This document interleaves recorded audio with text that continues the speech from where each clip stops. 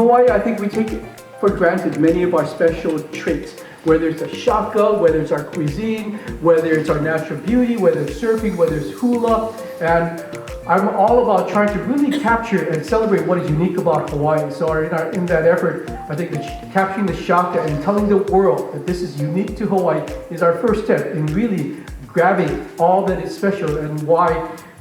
we call Hawaii home and this beautiful place that we live in.